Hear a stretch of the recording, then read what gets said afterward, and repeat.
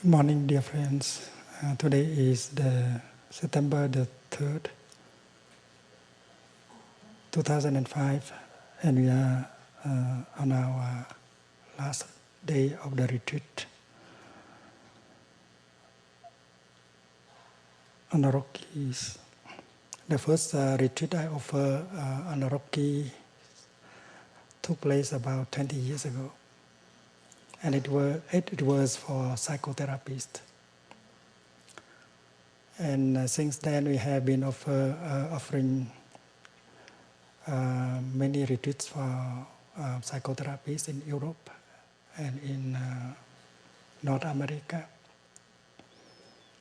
And next year there will be another one in Plum Village in the month of August. And the theme is about the mind and the brain. And if you are interested in Buddhist psychology and neuroscience, please come there, because then there will be neuroscientists coming.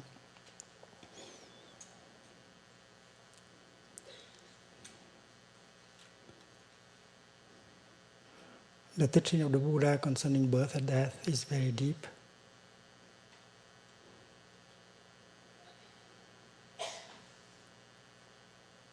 In the Plum Village Chanting book, there is a sutra telling us the story of the death of Anathapindika, a lay disciple of the Buddha, and how the monk Shariputra helped him to die peacefully and happily.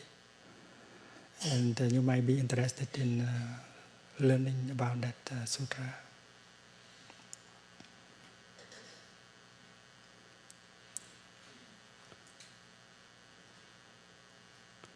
If we practice looking deeply, we see that life and death,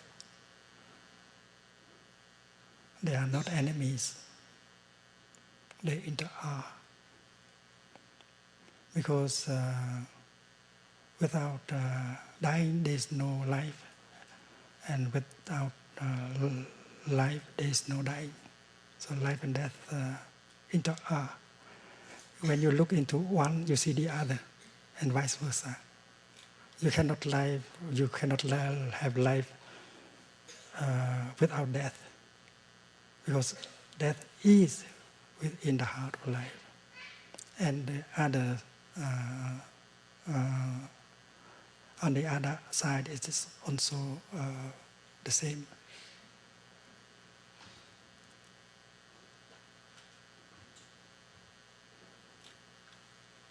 In the teaching of the Buddha, we hear the word nirvana.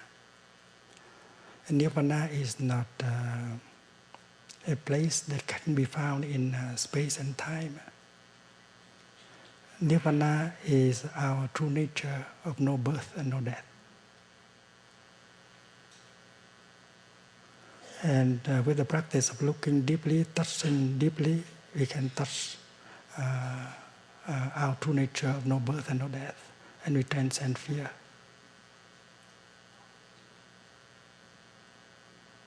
Today I would like to ask, to invite all of you to participate in one meditation. It's easy to begin our journey to go home to our true nature, because the practice of meditation has the purpose of realizing our true nature, which is the nature of no birth and no death. Nirvana means extinction. Extinction of all notions, all ideas. The notions and the ideas that are the foundation of fear, despair, suffering. So nirvana is also the extinction of suffering, of notions and suffering. And among the notions we entertain is the notion of birth and death. Being and non-being. There are theologians who have described God as the ground of being. But being cannot be without non-being. And if we say that, like a polytheistic, that God is the ground of being, and then people may ask, and then who will be the ground of non-being? And hopefully, with this meditation, we can touch the ground for both being and non-being.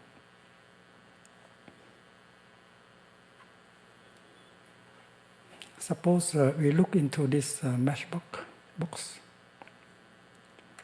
and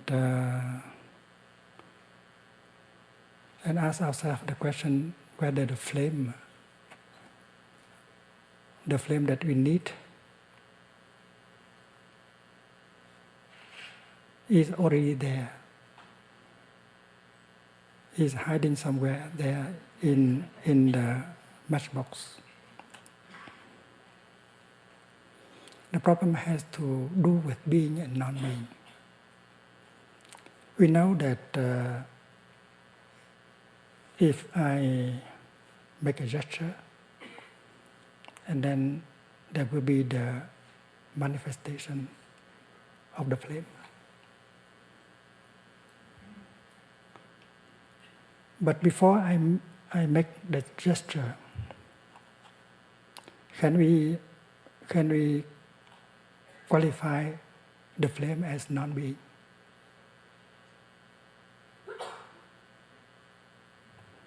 My dear little flame, are you there? Can I qualify you as non-being?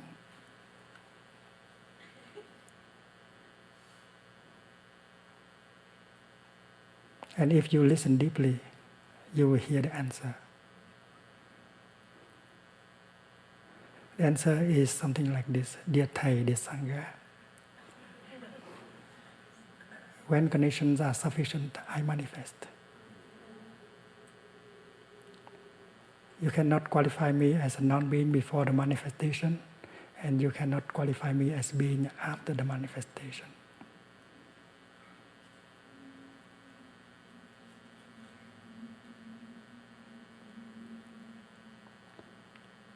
The meditation would be easy if we can get rid of our tendency to think dualistically.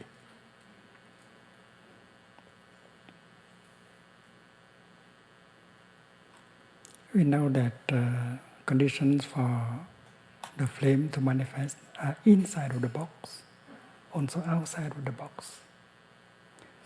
Oxygen, for instance, is out here. And we know very well that without oxygen, the flame cannot manifest herself. And it can be hidden in my fingers, because in my fingers there is another condition to help the flame to manifest.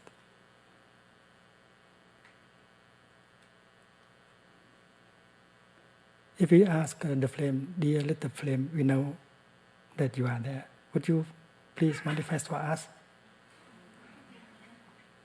And then the flame will say, sure, I'm glad to do so. Thay, would you help me, give me the last condition? And I'm going to do that. My dear little flame, please manifest for us.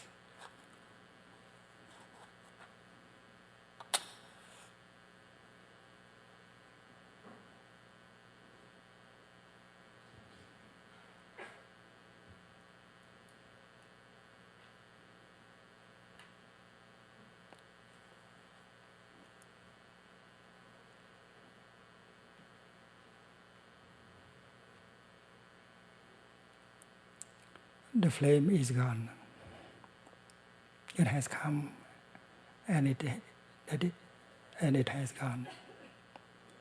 Now we can ask her, my dear little flame, where have you come from? Where have you come from?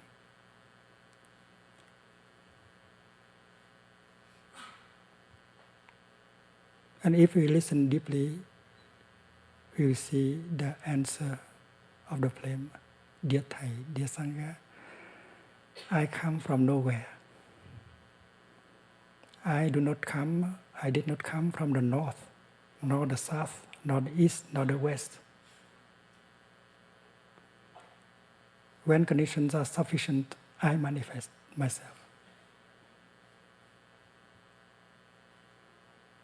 And we know that the flame is right. It has not come from the south or the north. And her nature, the nature of the flame is no coming. We humans, from time to time, we ask, where have I come from? And if we listen to the flame, we can get the answer also.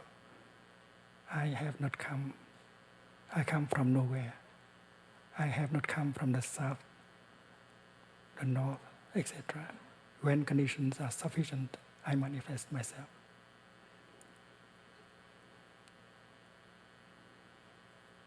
And we believe the flame because we have the seed of truth in us. And when we ask the flame, where have you gone now? And we hear the flame, dear Thay, dear Sangha, I have not gone anywhere. I have not gone to the south, the north, the east, the west. When conditions are no longer sufficient, I just stop manifestation. There again, we believe the flame. She's right. And when we have someone who is very close to us, very dear to us, stop her manifestation, his manifestation. We ask the question where our beloved one, where has our beloved one gone? And if we listen to her, to him deeply, we get the same answer. Darling, I have gone nowhere. Because conditions are not sufficient, I just stop my manifestation in order to manifest again.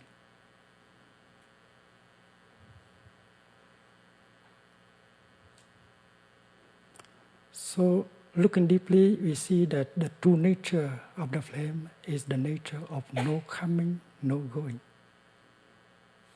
Brother Phapte, please write that on the board for us.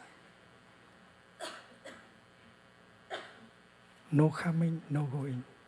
In Plum Village, we have the song, no coming, no going. No after, no before.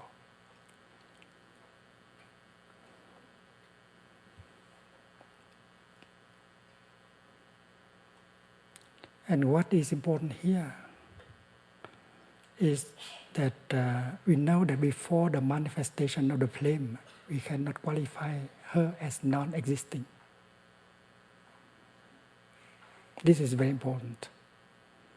We all have our birthday. And we believe that we begin to exist since that day. And before that, we did not exist.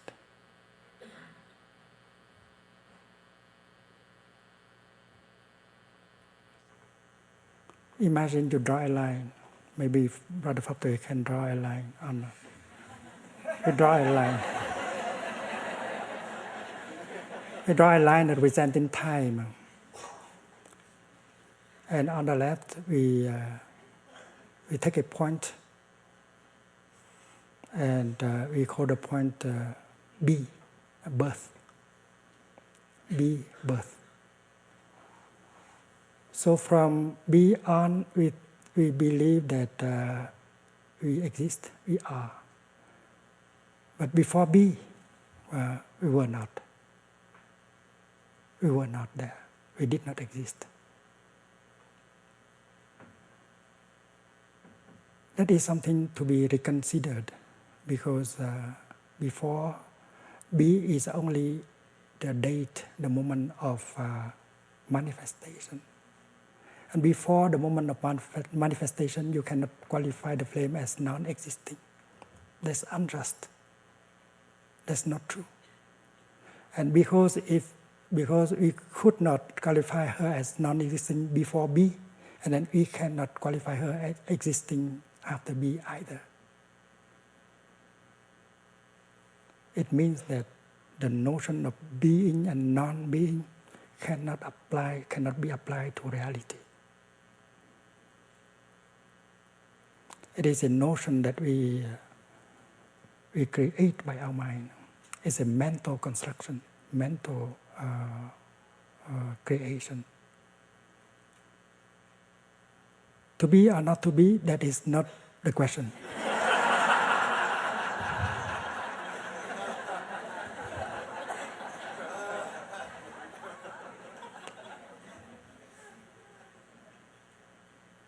And therefore, adding to the pair of opposite, no coming, no going, we have to add the second pair of opposite, no birth, no death.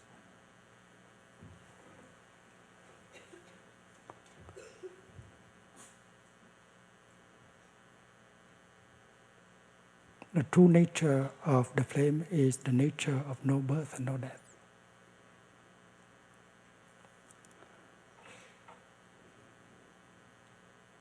The true nature of a cloud is also the nature of no birth and no death.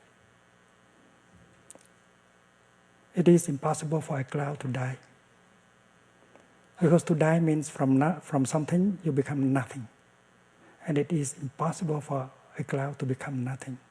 She can become rain or snow or ice, but she cannot become nothing. Her nature is nature of no death. And the cloud hasn't come from nothing.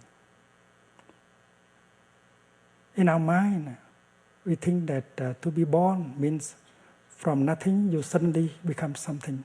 From no one, you suddenly become someone. And looking deeply into reality, we could not find anything like that. Before the cloud took the form of a cloud, she had been something else. The trees, the sunshine, the rain, the earth, and so on. Looking into the cloud, you see the lakes, the oceans, the heat, the sunshine. And that is her former lives, the former lives of a cloud. A cloud has not come from nothing. We have not come from nothing. So our birthday is not exact. That is only the day of our the day that to deliver us. We had been in the womb of our mother long before. And if we push until the day of the conception, we think that that is the real, our real birthday. But the question is whether before that, the day of conception, there was something before. And looking deeply, we realize that before that, it has been something already. Something in our mother, something in our father, coming together. So we have not come from nothing. We are a continuation. The word continuation is much better than the word birth. So instead of singing happy birthday, we sing happy continuation day.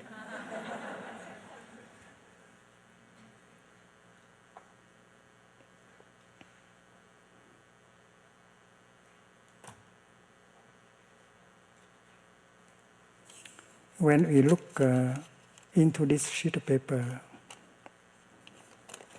we see the cloud, a cloud floating. We know that without the cloud, there will be no rain and no tree can grow. So we know that the former life of the paper is the tree, is also the rain, the cloud, the earth. And with the eyes of a practitioner of meditation, we can see the whole cosmos in this sheet of paper. Can you see the sun, the sunshine? Can you see the cloud? Can you see the trees? Can you see the earth, the minerals? All is here. It's not here. It's not only the paper was the tree in the former life, but it continues to be tree now, to be cloud now. If we remove all these elements from the sheet of paper collapses, cannot be there for us anymore.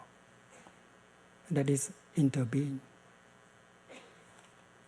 And we know that the nature of the sheet of paper is the nature of no birth. Because before it took this shape, it had been something else, like a tree, like a cloud. The nature of no birth. Now suppose we burn it. We want to reduce it into nothingness, into non-being. We would not be able to do so.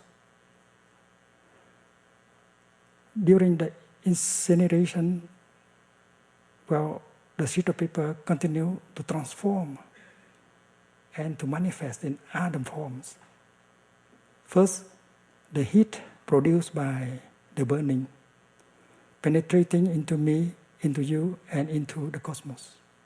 And if we have a machine sophisticated enough, we can measure the energy of the heat. And the heat will continue the sheet of paper. It's the afterlife of the sheet of paper. It is the continuation of the sheet of paper. And then if you observe, you see that the smoke rising. The smoke rising and become part of a cloud that is a second form of continuation of the sheet of paper.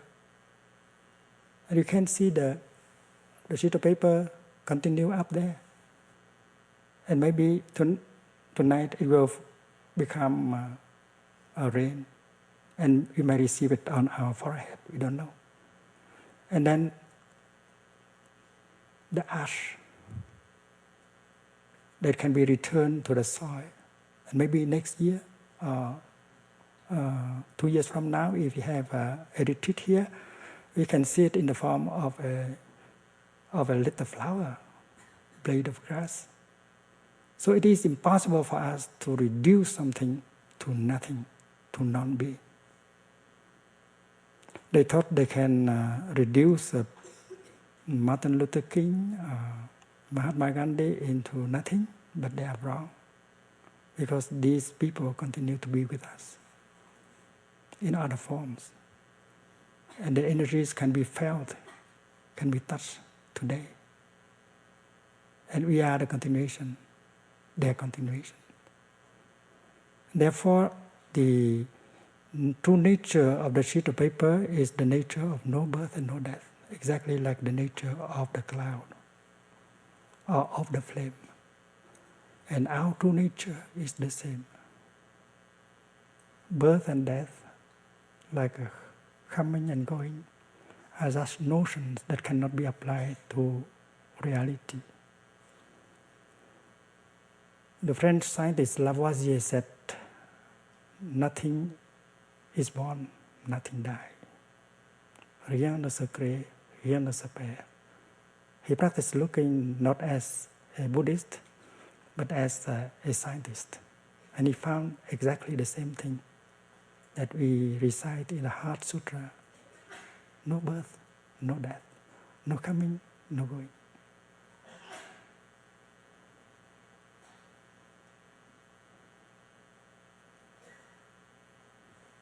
I think we need a bell.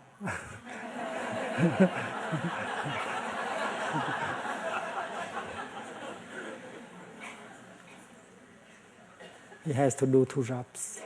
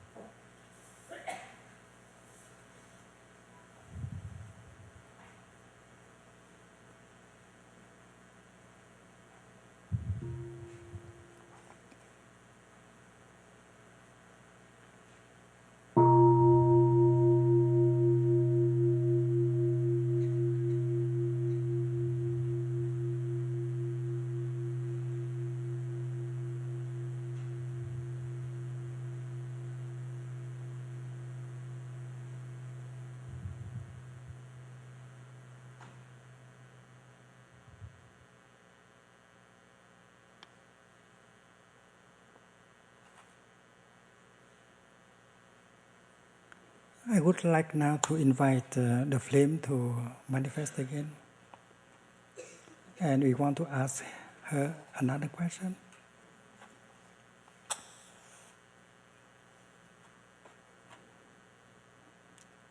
Dear little flame, we are glad you manifest again. Do you think that you are the same flame as we seen before, or you are a different one?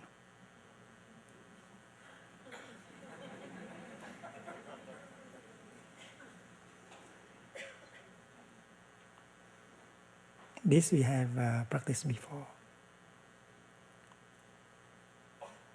Each of us have has our picture when we were 5 years old.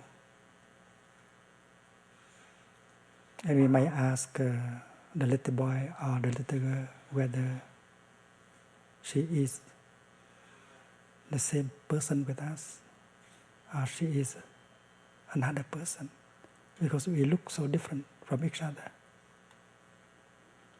You now and you when you were 5, you look very different. You are different in form, in feelings, in perceptions, in mental formations, and in consciousness. The question is clear. Are you exactly the same person, or are you two different persons?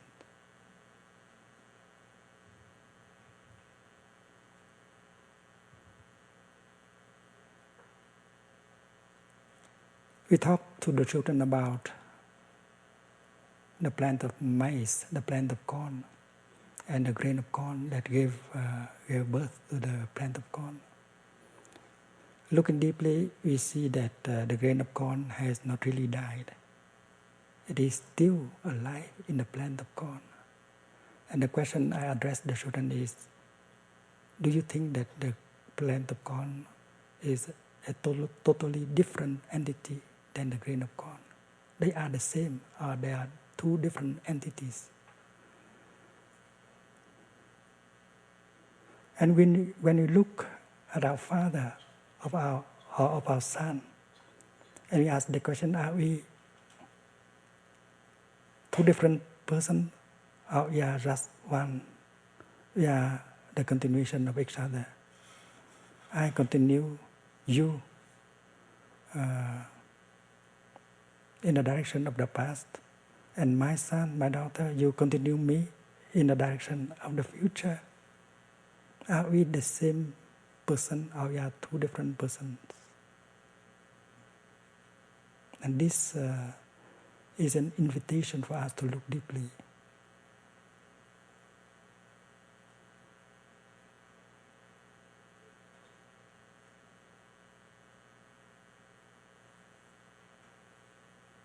When we listen deeply, we hear the flame saying something like this: Dear Thay, dear Sangha, I am not exactly the same flame as the flame you saw last time, but I am not a totally different flame either.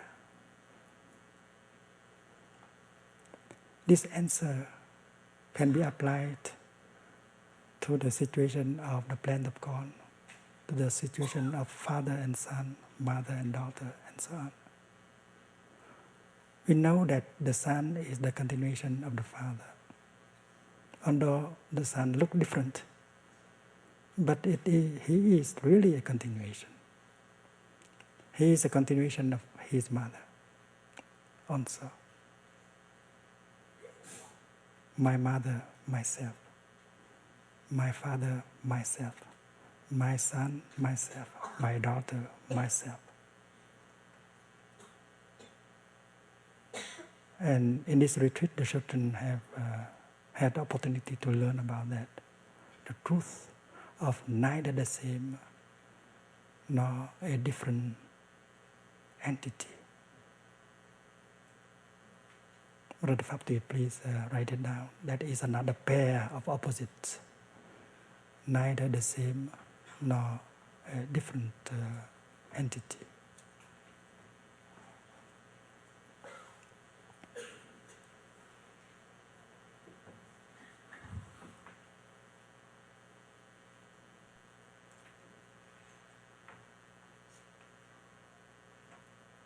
And then please also write down the fourth pair of opposite we have discussed before. The reality, the true nature of reality is the nature of no being, no non-being. Both notions, being and non-being, cannot be applied to reality.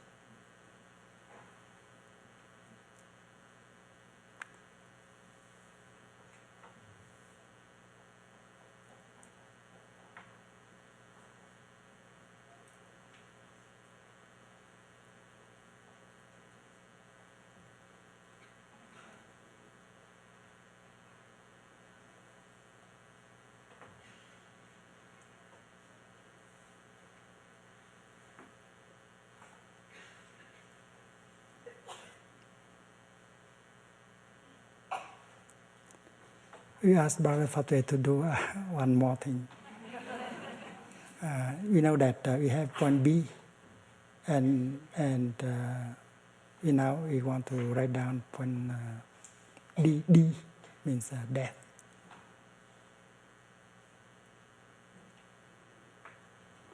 Between B and D, we have the intention, the tendency to describe it as being. And before B and after D, we have the intention, the tendency to describe it as non-being. And in all the cases that we have discussed, that is not true.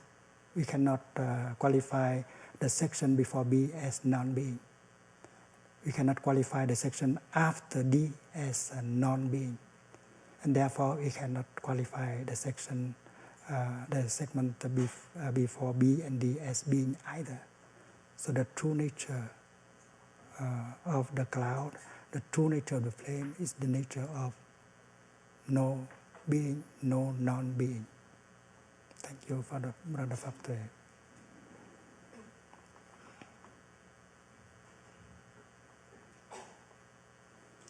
When you drink your tea with mindfulness,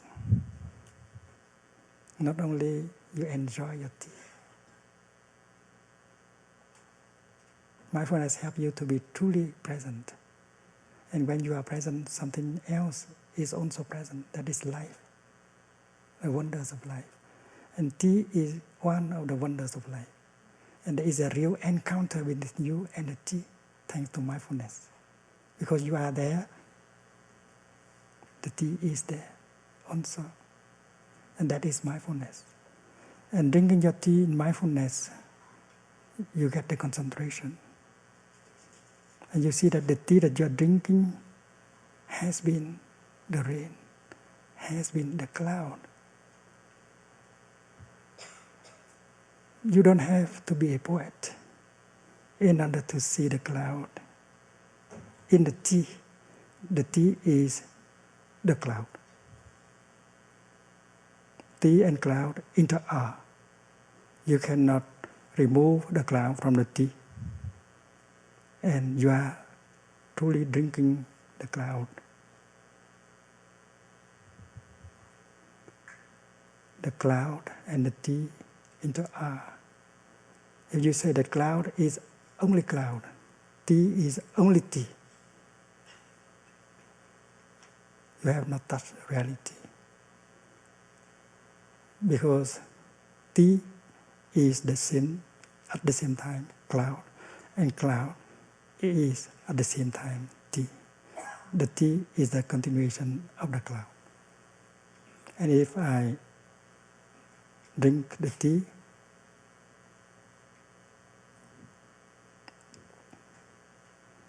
the tea may continue as blood, as a poem, as a Dharma talk. So there is always a continuation. There is no death. So if it happens that you fall in love with a cloud, and if the cloud is no longer there in her cloud form, don't cry too much, because your beloved cloud is still around.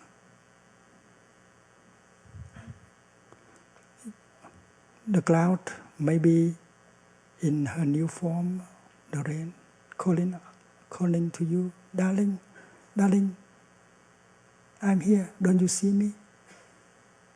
Don't cry. But because you do not look deeply, you cannot see your beloved. And that is why you continue to cry and to suffer. Your beloved may be very close to you, may be inside of you and just behind you.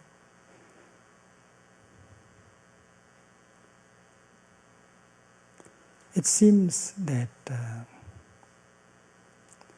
the flame, after her cessation of manifestation had to wait for a dozen minutes before she manifests again with Thay's help. But that is not the case. She has not waited, because during her first manifestation, she already continued in other manifestation. Because when she manifested as a flame, she produced the heat that enter my body, that enter your body, that enter the cosmos. That is her continuation already. So don't think that the cloud is only in the direction of the matchbox. And there was some smoke rising in the sky. Don't think that the flame is hiding only in the matchbox.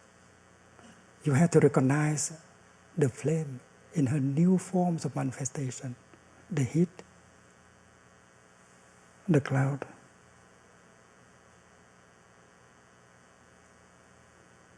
and the charcoal.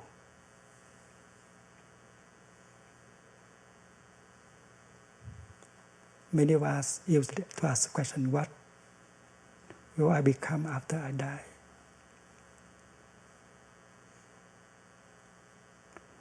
The question seems to be difficult, but it is not. It can be answered easily if we can answer another question. What happened to me after I die? Now we ask this question, what happened to me in the present moment? What happens to me in the present moment? We can answer. We can observe, we can answer. In the present moment, I'm producing a thought. I'm producing a speech. I'm producing an act. And my thought, the thought that I produce, bears my signature.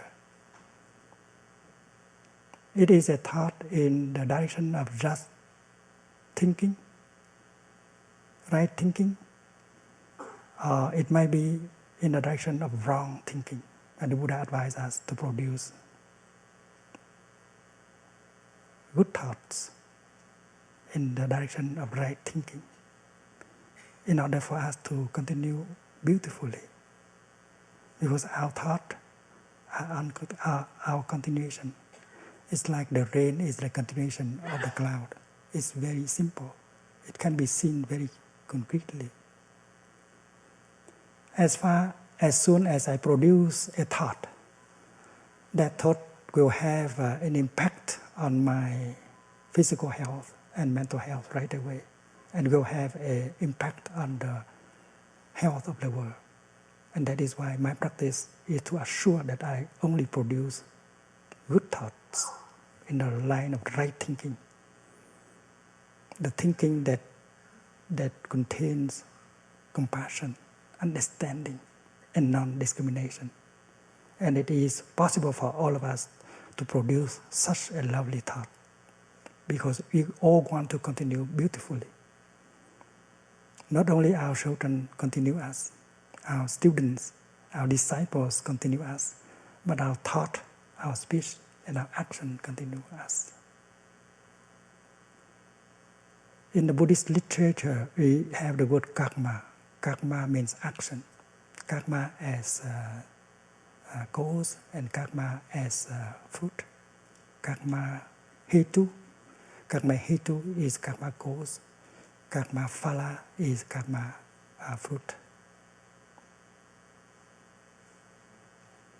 And to produce a thought is a kind of action that is karma. And nothing is lost. Everything continue to manifest. And when you say something, your speech bears your signature, and that is your continuation. And you want to say something in the line of right speech, the kind of speech that inspires confidence, hope, joy. And as soon as you produce such a speech, it will have a good impact on our physical health and mental health, and on the health of the world. We are responsible for ourselves and for the world. That's why we want only to produce beautiful, gentle, loving speech. And we know we have that capacity of producing such beautiful speeches.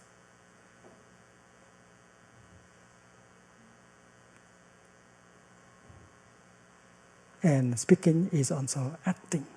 It's also karma, because the words that we say will continue us, will produce an effect on us and on the world. And the other aspect of karma, of action, is our act, our action. What we do in our daily life, driving, cooking, washing, helping, killing, these are action, karma, physical action. And action will have an impact on our health and the health of the world. And we want to produce the kind of action that will benefit our health and benefit the health of the world, called right action.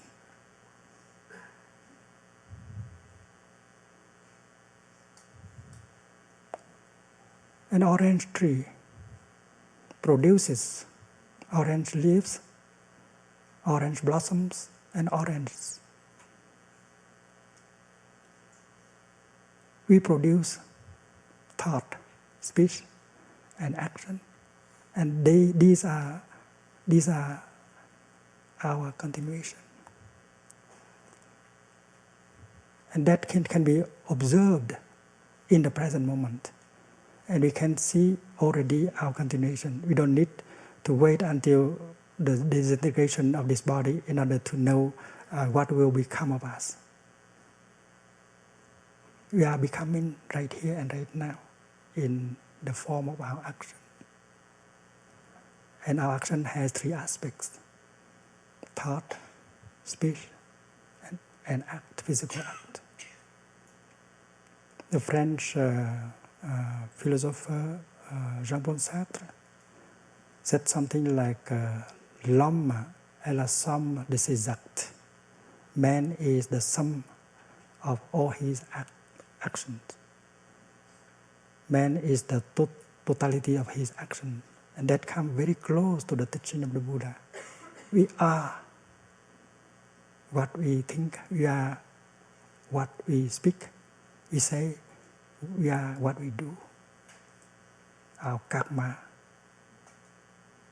the karma we produce, is us.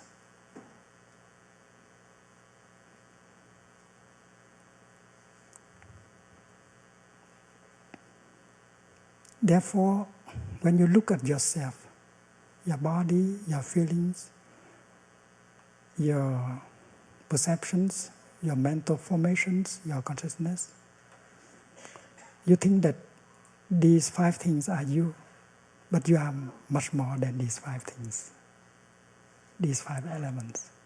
You have gone to the cosmos already. You have been continued in the cosmos. You are continued by your children.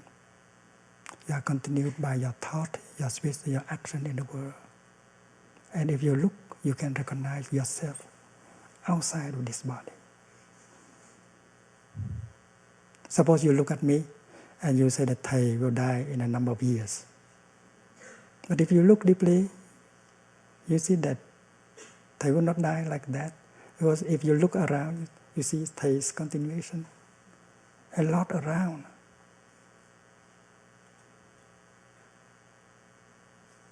And each friend of mine continue me to some extent. And I continue them. And that is why looking in this direction, you cannot see me, or you can see a little bit of me. You have to look in that direction and you see me. So you have to train ourselves to look like that and not identify this body as ourselves. These feelings of ourselves, we are much more than the 5 elements that are here. Like when we look at the flame, you can only see the flame. And when that form of the flame is not long there, we don't see anything. In fact, the flame has transformed herself into many other forms. The heat, the cloud, the ash, and so on. And we have to follow very closely in order to recognize different forms of continuation of the flame. Abraham Lincoln, he's still there. Thomas Jefferson is still there. How can we help them to be stronger?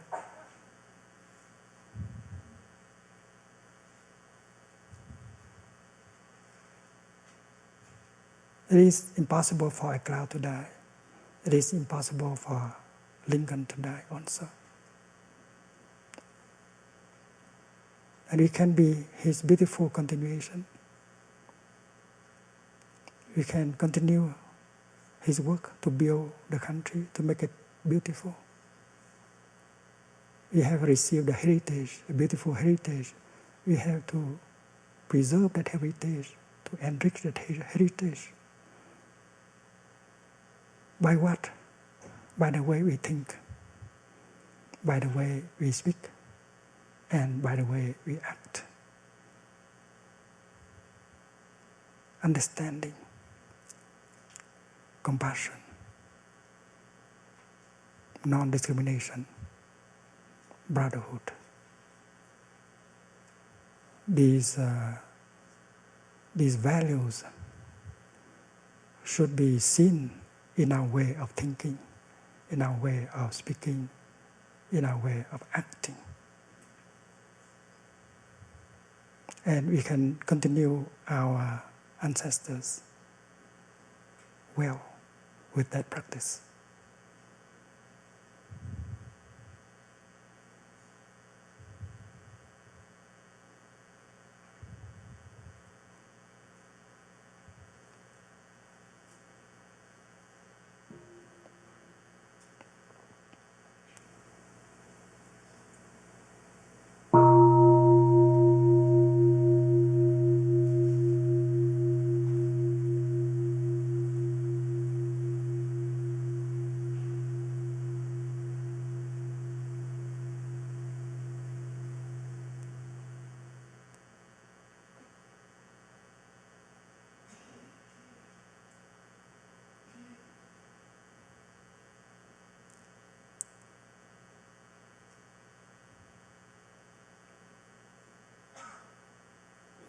Anathapindika was a businessman.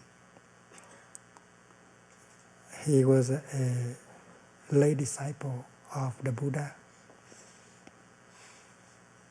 And he took a great deal of pleasure to learn the Dharma and to put and to support the Sangha.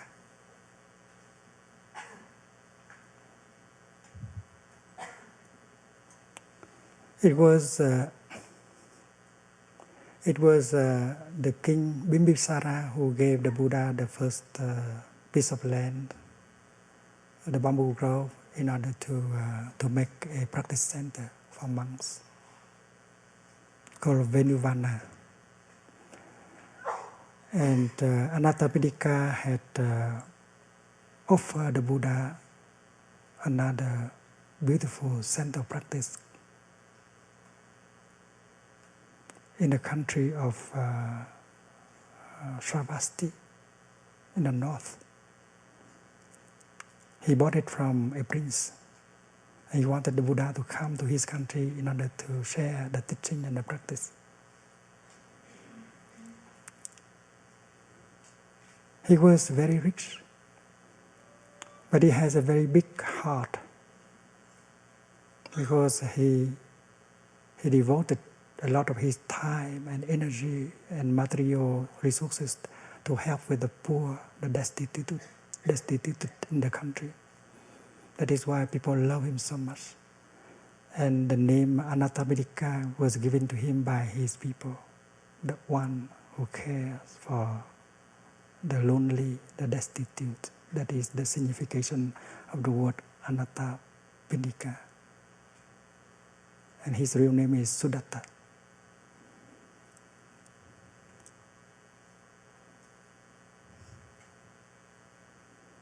There was one time when he went bankrupt.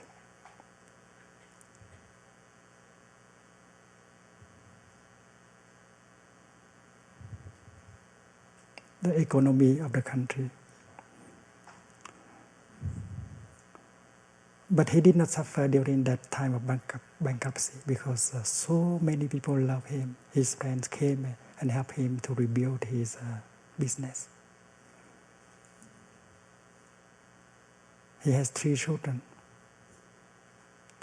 2 girls and a boy. And all 3 of them also follow him to the practice center and listen to the Buddha's Dhamma talk.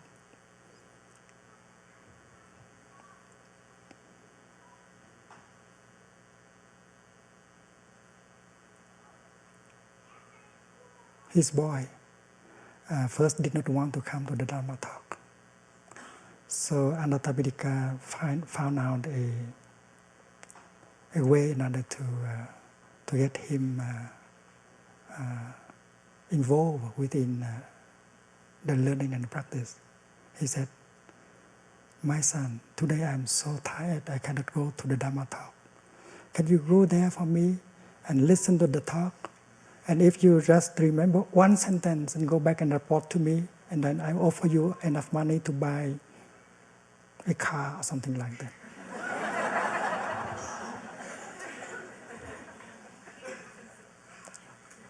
And because of that, his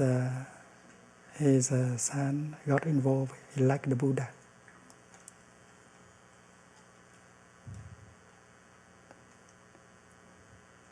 That is what we call a skillful means.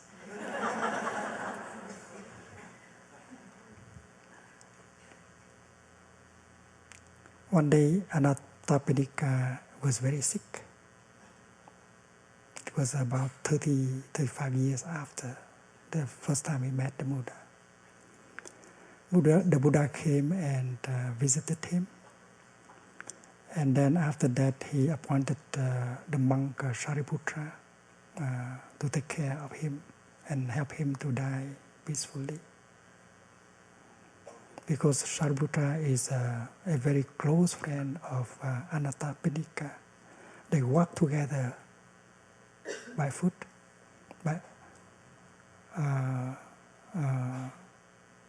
from the city of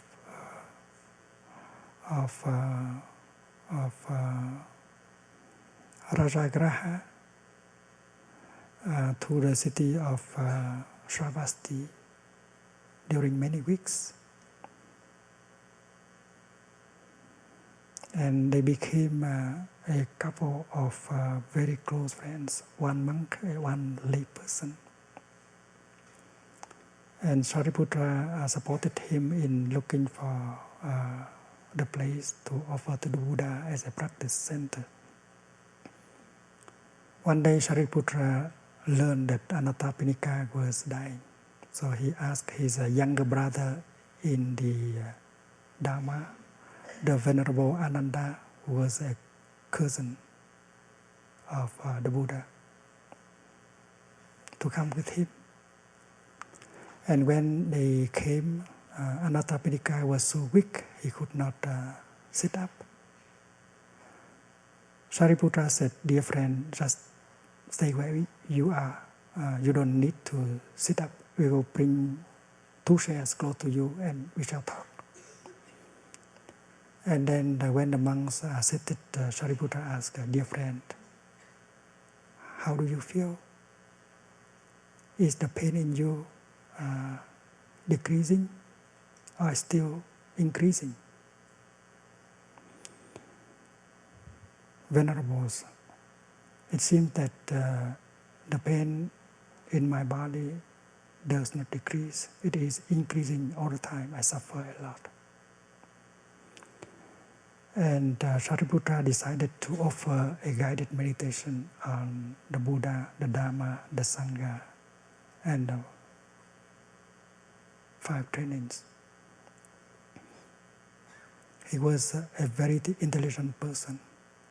He knew that in the mind of Shariputra, in the mind of Anathapindika, in the store consciousness of Anathapindika, there were so many seeds of happiness.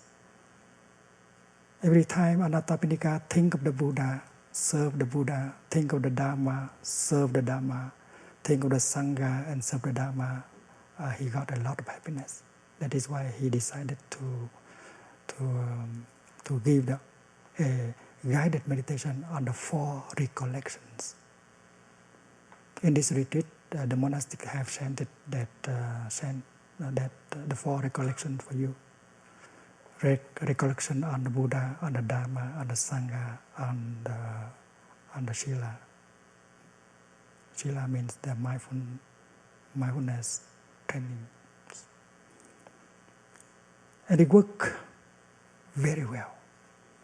Focusing his attention on the Buddha, the Dharma, and the Sangha, Anathapindika touched the seed of happiness in him, and a balance was restored between the pain and the joy, and he was able to smile. This is something we can remember, we can practice. If we sit close to a person who is dying, you should talk to him, you should talk to her, and touch the seed of happiness in him or in her. We should be able to recognize these seeds in the agonizing person. And even if that person is in a coma, we should also talk to him or to her. Because there is a way by which that person can communicate with us. There was a student in Bordeaux, France, who learned that his mother is dying, and he came to Plum Village to get some teachings, some instructions in order to help his mother. And Sister Tian Kong told him to do that, means to talk to his mother and talk to her only about the beautiful, the happy things in her life. And when he arrived in California, where his mother was dying, his mother was in a coma. Doctors have tried to revive him, to bring him back to conscious, but they failed. And the young student just practiced according to the instructions. He sat and he just talked to his mother. And about 45 minutes later, she came back. She woke up. It's very amazing. The doctors could not believe it.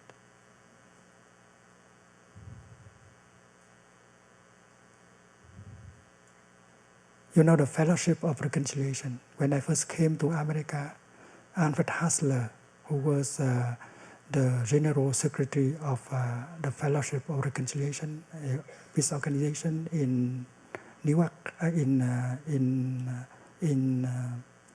New York, Nyack, New York.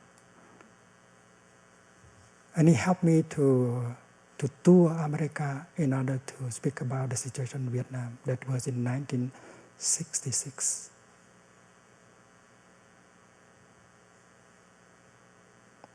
And with the help of Alfred and the Fellowship of Reconciliation, we have organized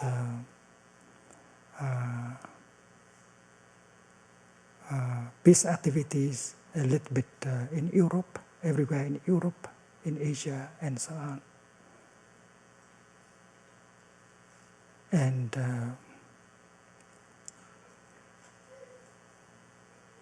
we have shared a lot of time together working for peace in Vietnam.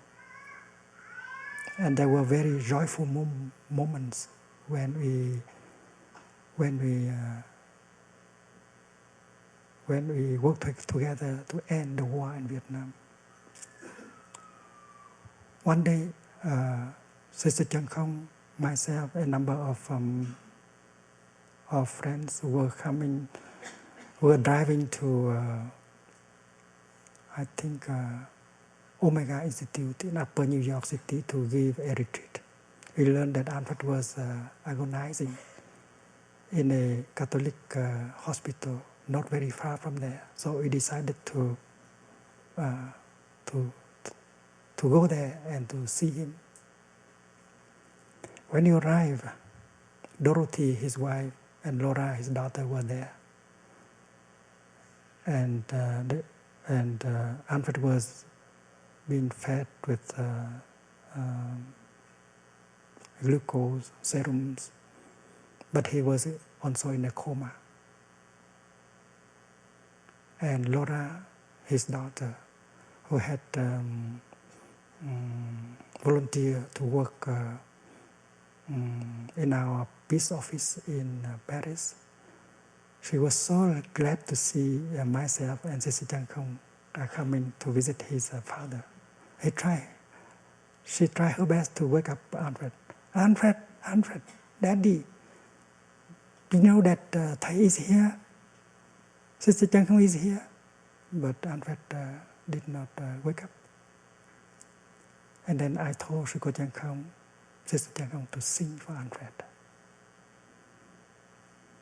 The song I wrote using the words of the Buddha in the Pali Canon, also in the Chinese Canon, the same text. This body is not me. I am not caught in this body. I am life without boundaries. My nature is no birth and no death. It goes on like that. And when Sister Chan Khong sang it for the third time, Alfred woke up. You see, there is a communication possible.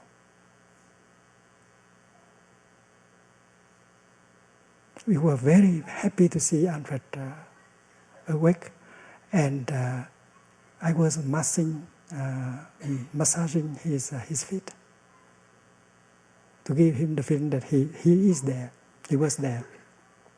And Laura said, Alfred, you know that Thay is here? Sister Chan Khong is here? Alfred was not able to speak, but his eyes showed that he was aware that I was there, Sister Chan Khong was there. And then Sister Chan Khong began to talk to him. We have learned what to talk about. Alfred, do you remember the time we were in Rome? At that time, 300 Buddhist monks were in the prison of Vietnam because they refused to be drafted into the army. And in Rome, we have been able to invite 300 Catholic priests to come for a a demonstration. And each Catholic priest wear the name of a Buddhist monk in Vietnam. Do you remember that, Alfred?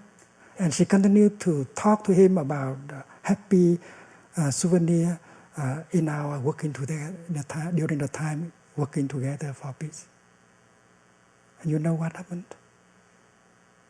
After about 10 minutes, Alfred opened his mouth and said, "Wonderful." Wonderful, 2 times. And after that, he sunk back into the coma again. It was late and we had to give an orientation talk at Omega Institute in Upper New York. That is why we had to leave. But we told Dorothy and Laura to continue the practice. And the next morning, very early, I got a telephone call from Laura, and she reported that her father died very peacefully, without any pain. Shariputra did the same thing. While being with Anathapindika, he tried to water the good seeds, the seeds of happiness in Anathapindika by practicing the 4 recollections. And after that, Anathapindika was able to smile. They continued the guided meditation. Let us practice together, 3 of us, he said. Breathing in,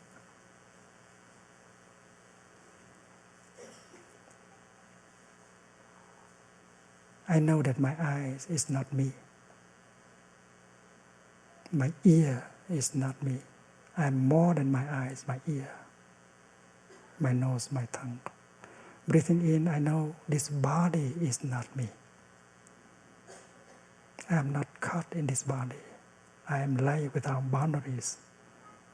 The disintegration of this body is not my disintegration. My true nature is the nature of no birth and no death. Breathing in, I'm aware of the element of heat in me, fire. The heat in me, the fire, the element fire in me is not me. I'm more than the element fire. Breathing in, I'm aware of the element water in me.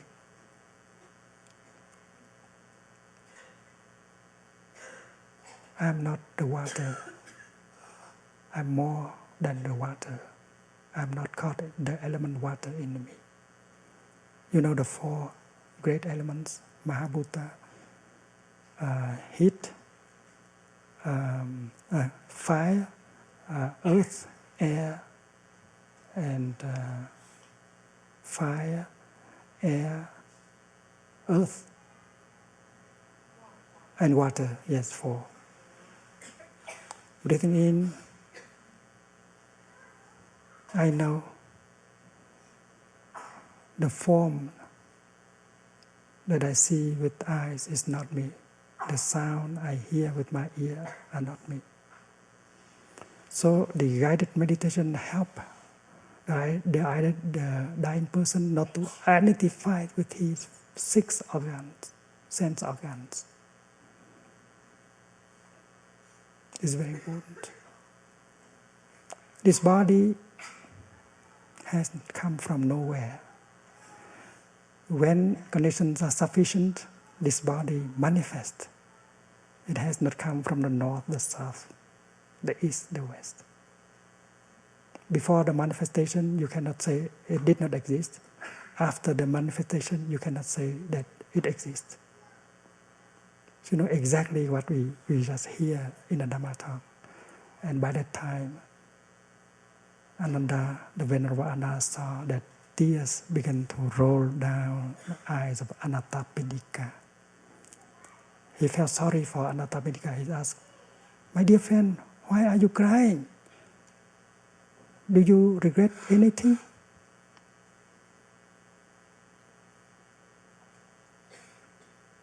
Anathapindika said, no, Venerable Ananda, I don't regret anything. Or maybe you didn't succeed in your meditation. No, Venerable Ananda, I succeeded very well in my meditation. Why are you crying there then? Venerable Ananda, I cry because I'm so moved.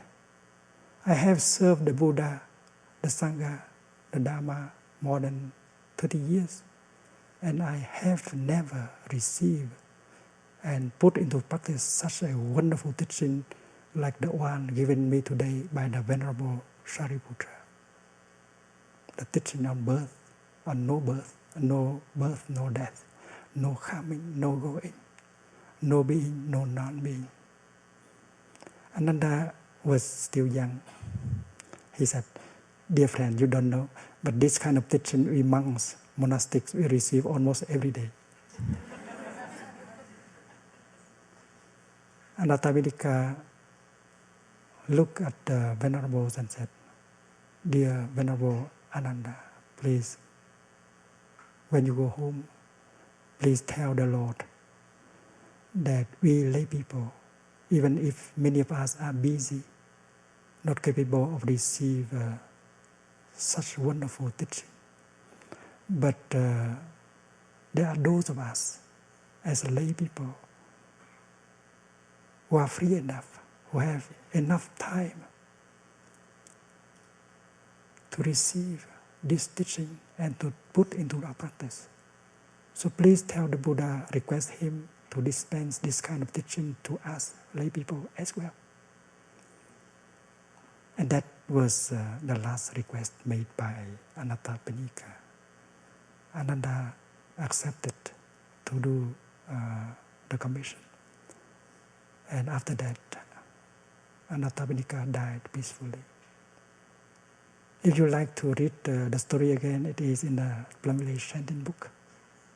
And if you are assisting, if you are social workers or doctors or psychotherapists who have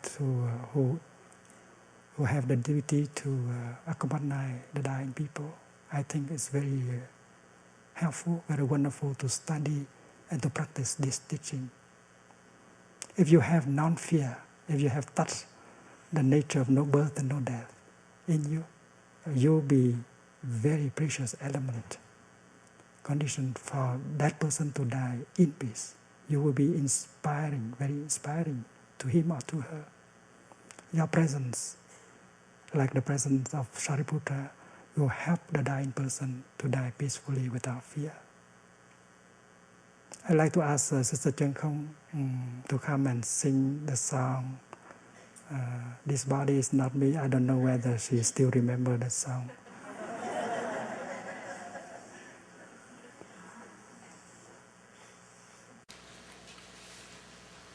This body is not me. I am not caught in this body. I am life without boundary. I have never been born, and I will never die. Look at the ocean and the sky filled with storm, manifestation of my wondrous mind. Since immemorial time, I have been free.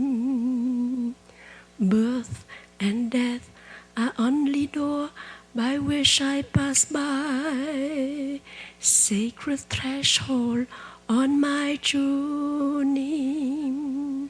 Birth and death are hide and seek game. So smile to me, take my hand, let us say goodbye. Say goodbye till we meet again. We meet today, we shall meet tomorrow. We are meeting in all walk of life. This body is not me. I am not caught in this body. I am life without boundary. I have never been born, and I will never die. Birth and death are only door by which I pass by. Sacred threshold on my journey. Birth and death are hide and seek game. So smile to me, hold my hand, let us say goodbye. Say goodbye till we meet again. We meet today, we shall meet tomorrow. We are meeting in all walk of life. This body is not me. I am not caught in this body. I am life without boundary. I have never been born, and I will never die.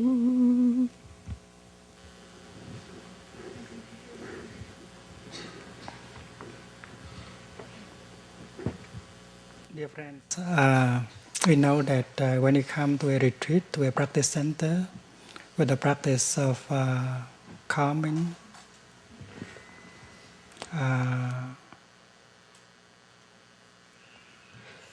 walking, sitting, reconciling, we can get a lot of relief. But the greatest relief of all that you can get from this teaching and practice is the relief you get after you touch your true nature, the nature of no birth and no death. Anathapindika spoke for us. We all have the condition to receive this teaching and to put into practice. Because the outcome of the practice is non-fear. Because we have been able to touch our true nature of no birth and no death. And we are free from notions of being, non-being, coming, going, the kind of notions that are the foundation of so much afflictions and fear. And as we have had the chance to encounter the Buddha Dharma, we should get the best of the teaching. Not only the kind of bomb that can lessen our pain, our sorrow a little bit. We have to get the best of the teaching on no birth and no death. And this is the cream of the Buddhist teaching.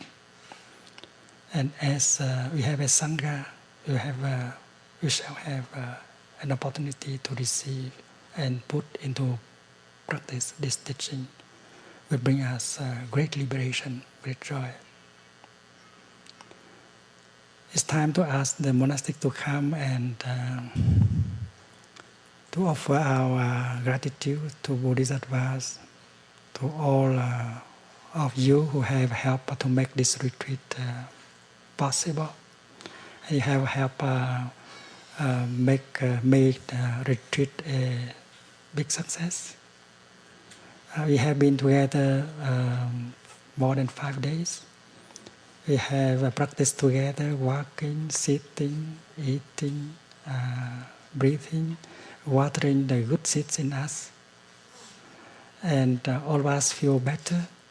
And we vow that we will continue the practice wherever we are. And we shall try our best to build a Sangha wherever we are in order for us to continue the practice for a long time. Sangha as a refuge. Please. And the children to come to the stage.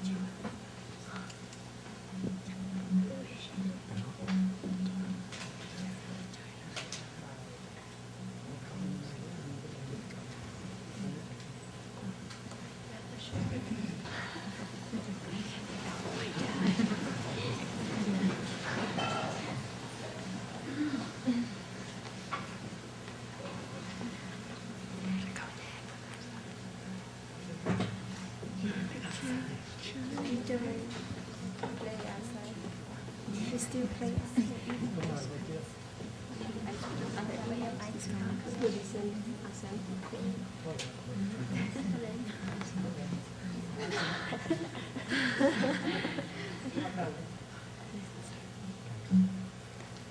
No coming, no going, no after, no before.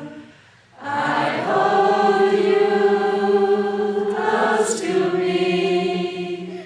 I release you to be so free, because I am in you and you are in me, because I am in you and you are in me. No coming, no going, no after, no before. I hold you close to me. I release you to be so free, because I am in you and you are in me, because I am in you and you are in me. Dear friends, let me tell you